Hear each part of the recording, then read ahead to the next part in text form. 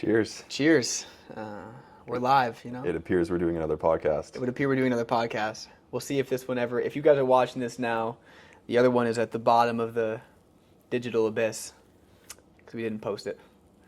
We left all the golden nuggets just for us, but not this time. What do you want to share? I mean, I was just thinking we filmed something for a few minutes to share maybe a few nuggets that are live. I want to share maybe a couple stories that may come up through this. I find when I talk to you, a lot of stories come up. Sure. Any off the top of your mind? Well, that you came into this with? What's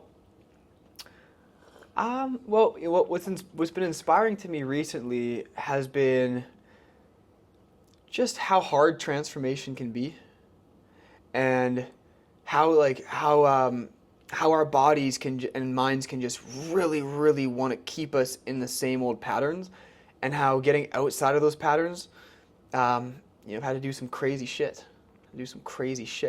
You've done a lot of work to overcome certain patterns. Yeah, certain of different patterns. kinds. Yeah. What would you say has been the toughest pattern to overcome in the last 5 years? I remember you did a state shift challenge for like 3 days straight or something like that, where you didn't allow yourself to get into like a disempowering state. You got yourself out of it quickly. That's a good just one. kept energy high. Yeah. That was like that was early in your journey as well. Yeah. You remember that? Yeah. Yeah. I mean, you were in the house at the time. Yeah. So that's a good one. That's when I actually got from Tony Robbins. So it's a 72-hour challenge where you act in a complete opposite to your limiting story, your limiting identity. So people often say, "Oh, I'm such a shy person. I'm such a shy, reserved person. That's just kind of who I am." And it's like, well, when did you decide that that's who you were? When did you decide that you're a shy person? Now, for those of you that are thinking personality traits are genetic, I think there is actually some truth to that. But I think that there's a lot of control we do have. And every shy person I've ever met, they have moments when they act outrageous or confident or crazy. For some of them, it's only when they're drunk. But it's not the alcohol. The alcohol just gives them an excuse. So anyways, the 72 challenge is basically me realizing that I was holding myself back, and that's been a big part of my whole life journey, honestly. Like my whole life journey, just wearing masks and just like wanting to express myself. And so I was like, what if I just acted crazy for 72, like just crazy. I just made crazy sounds and gestures and movements, and I just acted like a fucking idiot for like 72 hours. What would happen? And what happened is exactly what Tony Robbins said would happen. It feels weird at first, but then you get used to it. It starts to get fun. And then all that fun you're having and craziness you're giving, people start to reinforce and reward you for being in that. And then it reinforces that pattern. It's like, oh, it's okay to be like this. It's safe to be like this. And now it's much more easy for me to access. For example, we just talked to this guy in the other room. Had I not done training like I've done, I wouldn't have been able to be so fun and playful with him. Because I've been like, oh, this is a new guy. Can I trust him? Like, can I be myself around him? Sure, yeah. But instead, it's just a new guy, and we just vibed out. And we had a good time, for example. So I would say that 72-hour challenge, I do that with almost every group I do. It's the first thing I do after the first call. I give that same 72-hour challenge, and it works every single time. Every single time it works, because it's so potent. So for anyone who wants to change their life, you got to change the operating identity that you're living under. And if you have any limiting identities, like I'm a shy person, or I'm not a smart person, that's one I hear a lot too. I'm not smart enough to make money, or I'm not smart enough, or whatever it is. Then do whatever is opposite. Act so outrageously opposite to that limiting identity, and it'll give your brain a new experience that will be like, oh, okay, this is who I am now. So that would be a big one for me. Thank you for the question. A lot of that is skill too. A lot of like personality traits that people think are just genetic are actually just skills that haven't been built. 1,000%. Right. If you boil it down, you can really develop anything about yourself with enough reps. Yeah, I agree. I think you can study yourself out of anything.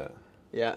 What's something that you had to study yourself out of? Like, what was something that for you like sucked at, or something that you had a little bit of natural inclination to, but your skill set wasn't matching the talent that you went to go develop? I think that I can't necessarily say that I studied myself out of anything per se. Like nothing comes to mind where it's like there was this problem and then I studied and then I overcame the problem. Okay. But what I can say is that I mean, maybe there is. I'm just not remembering it right now. But like positive inputs and reading it.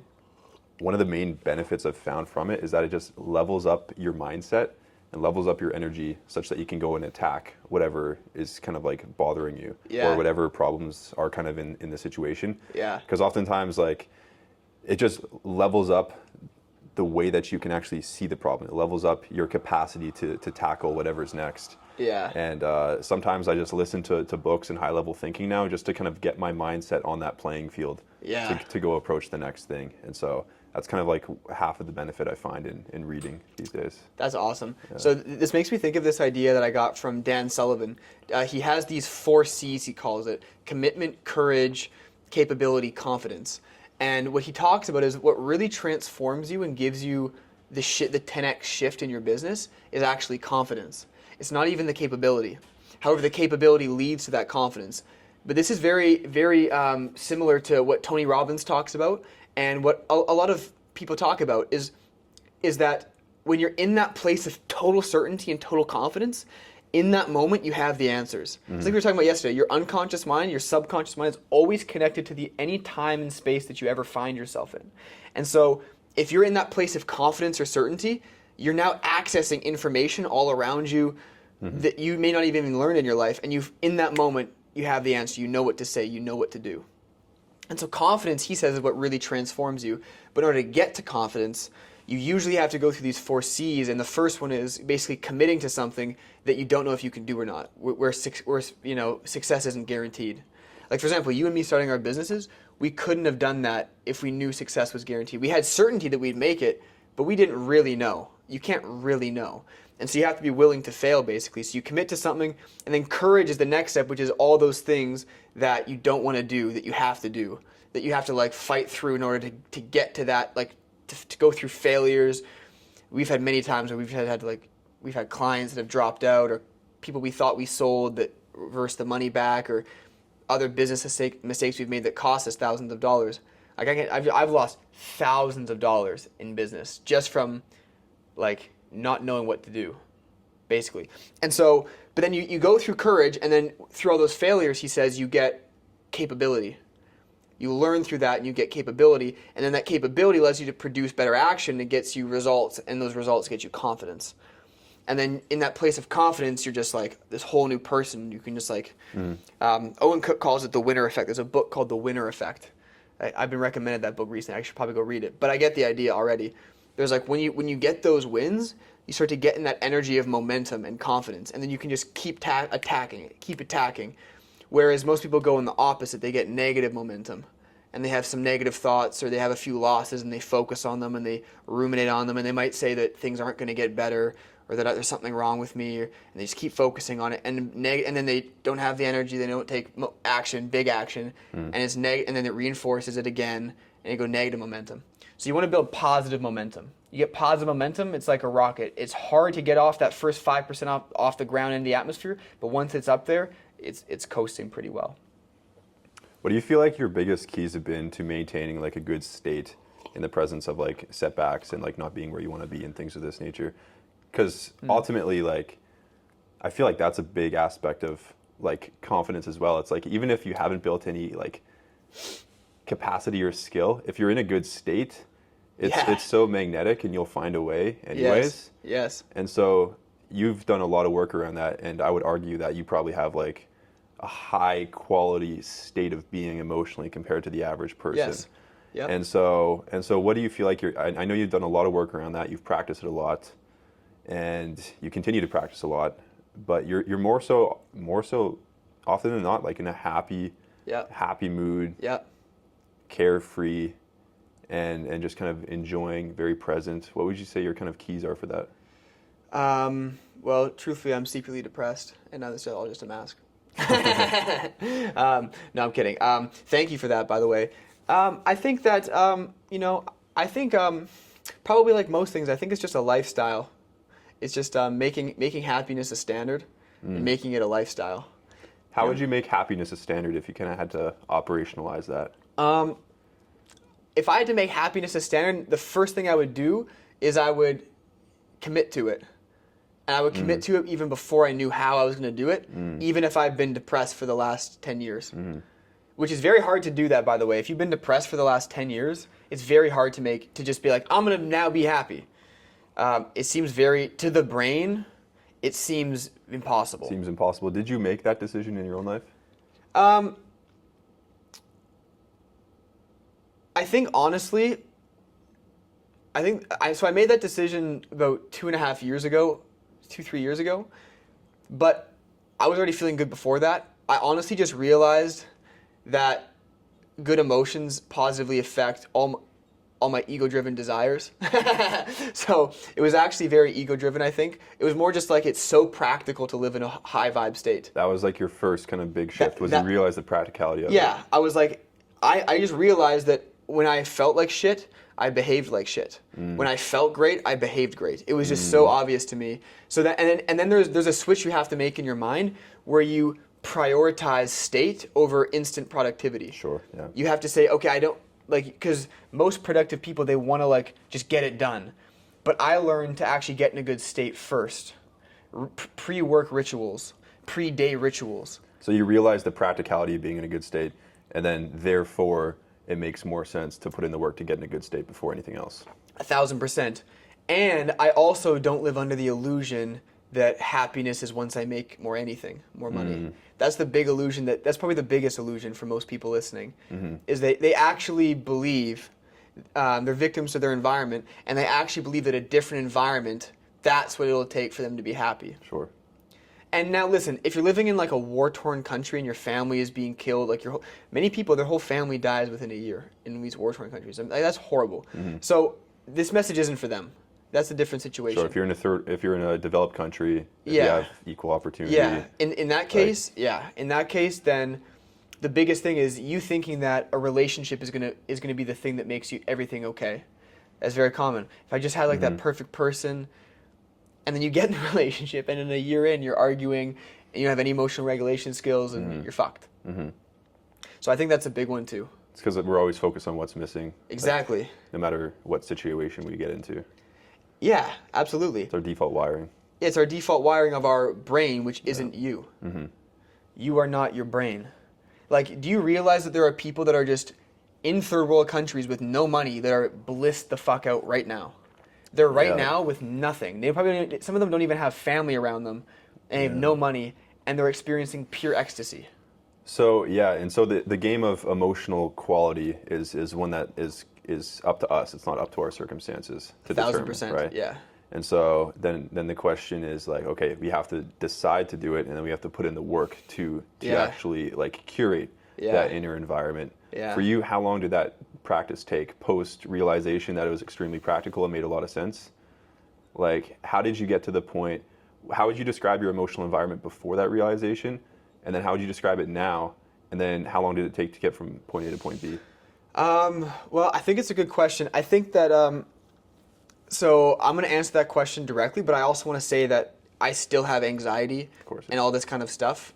What happens is your survival system, your nervous system, your brain, it still reacts to problems and stress. But what happens is you build up so much presence power. That's what Eckhart Tolle calls it, presence power. You accumulate so much presence power that the ego and the pain body, all the emotional reactions, they don't actually have as much power because you're in this seat of presence, and presence is infinitely more powerful than your ego or pain body. All you have to do is stay in presence, and it'll actually just dissolve.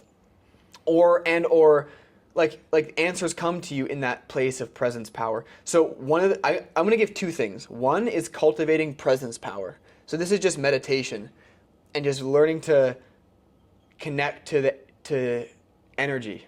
Learning to become more energy than matter, as Joe Dispenza would say. Learning to connect to your essence identity, as Eckhart would say.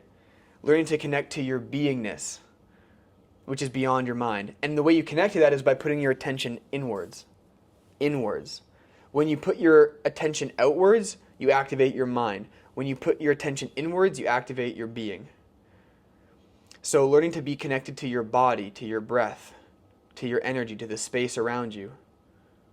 eyes closed kind of stuff. You build up presence power. And then the second thing is you want to start to learn how to dialogue with yourself and cultivate a really healthy relationship with yourself, being self-led, leading yourself.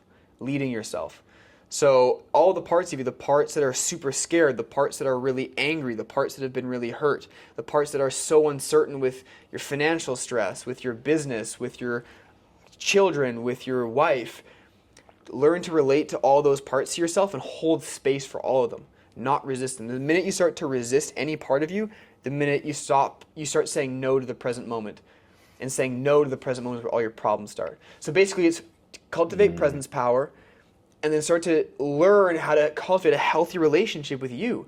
And you'll find that everything else will get so much easier when you start to cultivate a healthy relationship with you.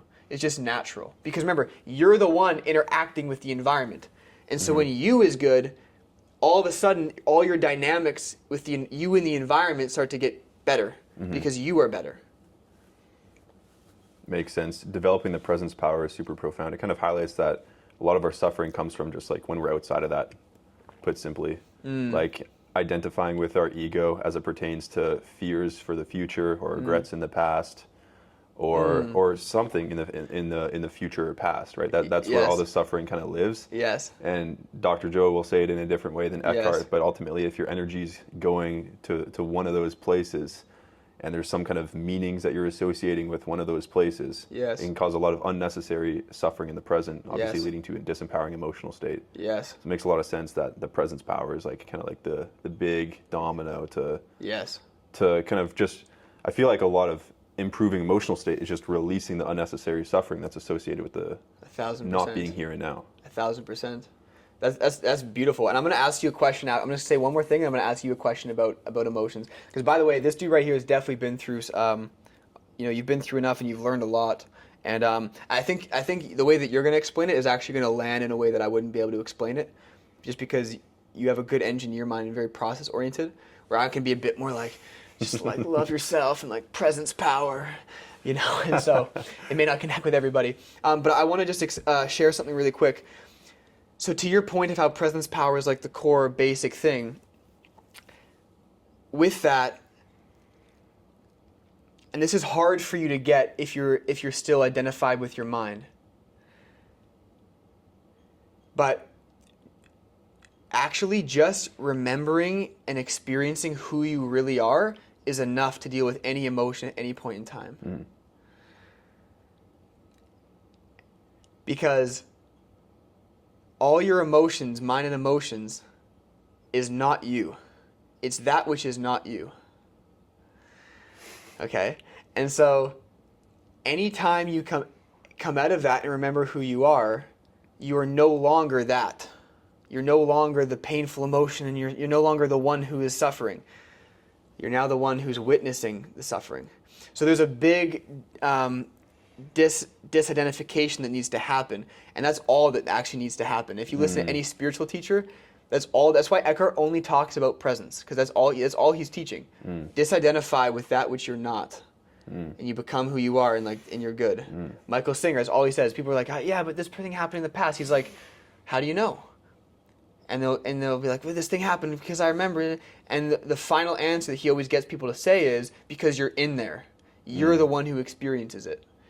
And as soon as they get to that realization of their seat of consciousness, then he just stops the whole therapy, because that's all it is about. So anyways, that's my last little piece. And that may make no sense to some people. So why don't you just explain I'm going to ask you a direct question about emotions. What have you found is the best way to deal with emotions? Like when an uncomfortable emotion, a disempowering emotion comes up, what would be like 3 steps that you would take, or a few steps that you'd take to deal with that emotion, and why would you take those steps, you personally? I think that the first step is not trying to solve the problem that the emotion wants you to believe is the problem. Because oftentimes that's just some surface level thing. Yeah. Like within a relationship or within your business. Yeah. Or as it pertains to your ego, it's often saying like, there's the problem, or this money's the problem. Yeah. Or this relationship's the problem. Yes. And let's go like solve that. And maybe there is something that needs to be solved in your external world, but oftentimes the emotion is just signaling to you that there's some inner work that needs to be done in some form or another. And so the game is to, yes, address your inner world in whatever ways that needs to be addressed, but then start to look on the inside and say like, okay, like what's going on here? Yeah. And and then that opens up a can of worms, because that could be 1,000 different things. Yeah. It could be conditioned emotional patterns that you have. It could be inner child trauma. It could just be the way that you're used to operating. It could be some kind of like suppressed emotion. And then that's the game. And then that's where then as far as steps go, start to spend some time there. Yeah. Start to meditate. Yeah. Start to contemplate. Start to analyze it from a place of acceptance and curiosity, as opposed to saying like, why am I feeling this way? Why am I this way? Yeah. And like, I shouldn't be feeling this, or, and kind of like shitting on yourself. Instead, approach it from a place of just like, like what's going on here, right? Yes. Because whatever you're experiencing, it's not necessarily your fault, and you're not more or less for experiencing what you're experiencing. Yes. It just is. But it is your responsibility, if you do want to change, to start to look at it and analyze it and educate yourself around it, and to really take a proactive step. Yeah. Otherwise, the same business situation, the same relationship situation, XYZ, is going to continue to cause the same kind of emotional patterns. And most people are just on this hamster wheel, where they're just continually experiencing the same emotions and attempting to solve it on the outside or blame on the outside, with never actually addressing what's on the inside. Yeah. And then it's just this pattern that they live their entire life with and never actually solve. Yeah. And so to actually spend perhaps a chapter of your life, or however long it takes, a week, a month, a year, multiple years, to do the work, to educate yourself and to figure out what's going on, get whatever help is necessary. One piece of education will lead you to the next. One meditation will lead you to the next realization, which will lead you to the next realization, which will lead you to this person, to that book. And then it's kind of like figuring out a puzzle. You have to connect the dots and just improve just a little bit over time. And then life, it'll give you all the opportunity in the world to heal, because it will continually trigger you with different things. It's facts. It'll continually trigger you with different setbacks, with relationships. You're never safe. No, there's no way of avoiding it. Literally, even if you hide under a rock, you're gonna face your inner shit. Something's gonna come up. Yeah. There's gonna be a worm that comes out of the side of the thing. You're like, fuck. I think it's gonna lead you like, you betrayed me just like my father. Yeah. And then if you try to lead any type of productive life, you're in business, you have a job, you're in relationships, things are going to trigger you, right? So life is going to have a never-ending stream of opportunities to address your inner world. Yeah. And then it's a point of using each opportunity to say like, okay, what's coming up here?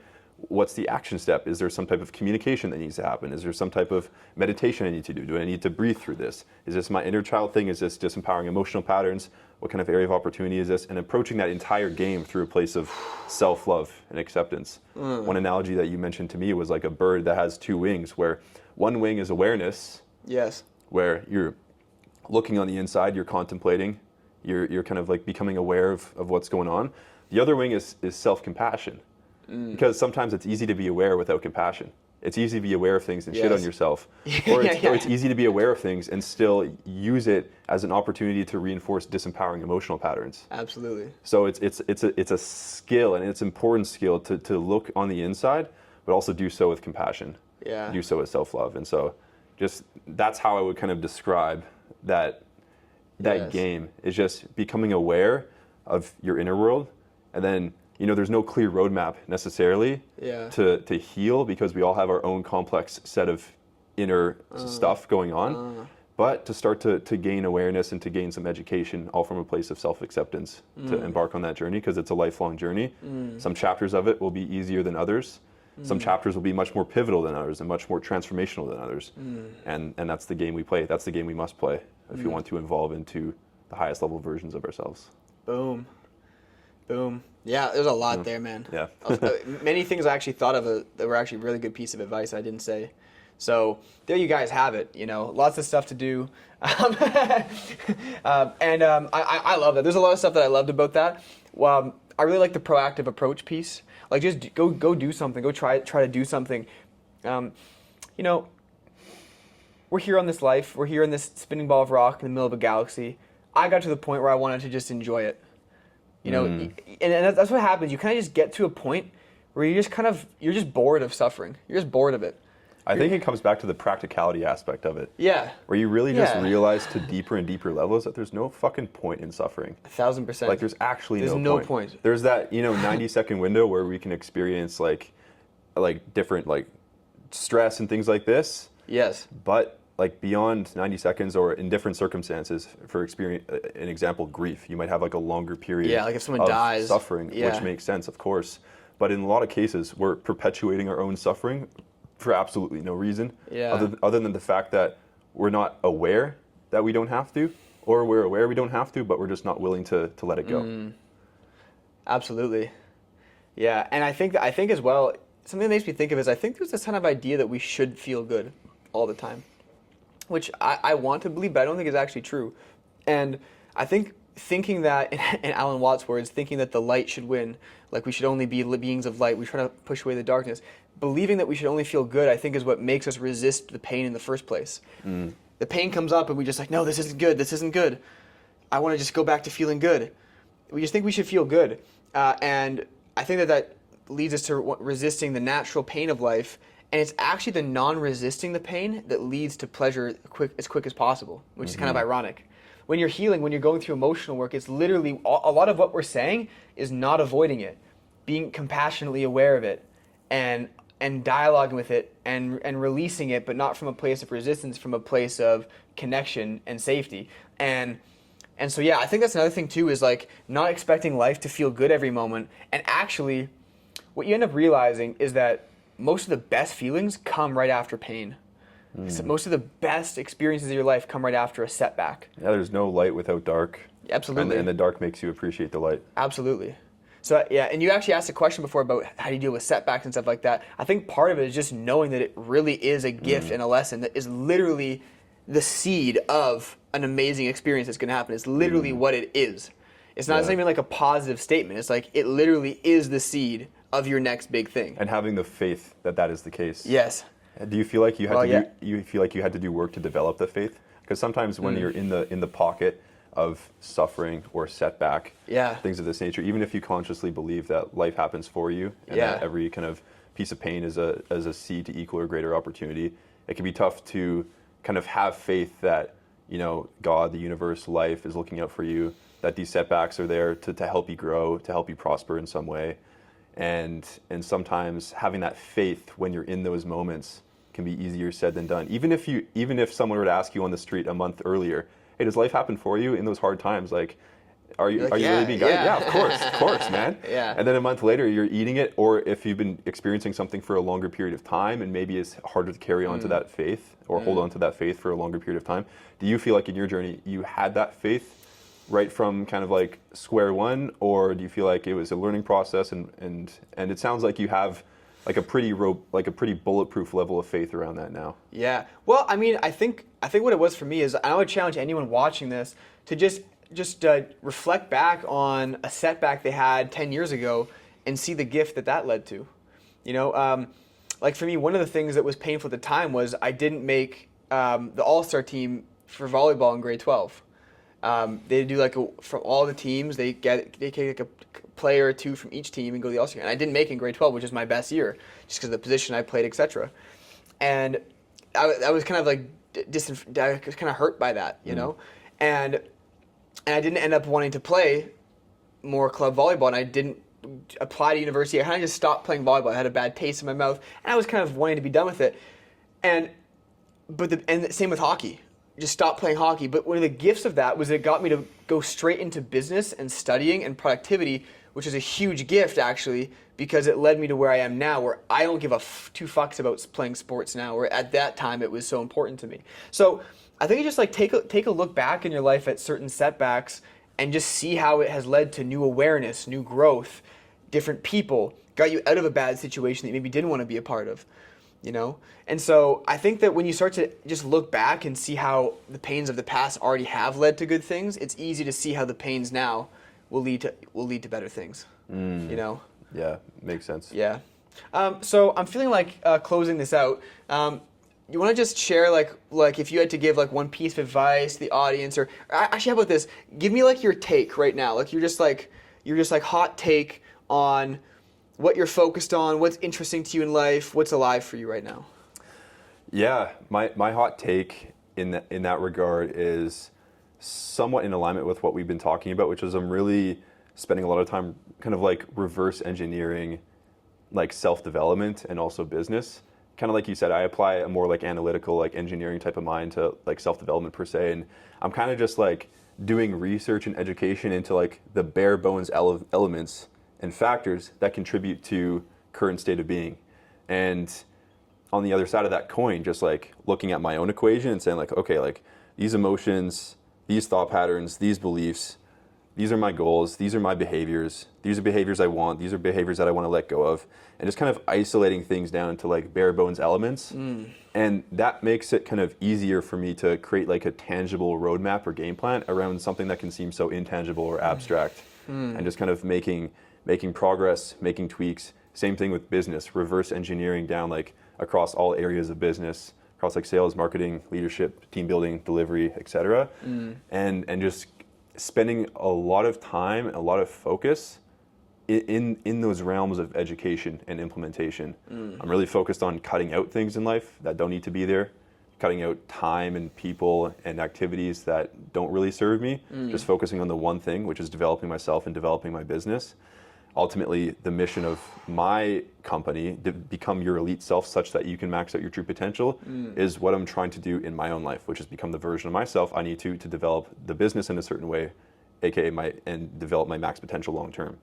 And so that's kind of like the overarching game that I'm playing, and just kind of like educating myself and focusing on improving myself in the areas that I need to make that happen. I love it. I love it. Well, thank you everybody for tuning in. Again, if we posted this, you're lucky because these don't always make it on the air.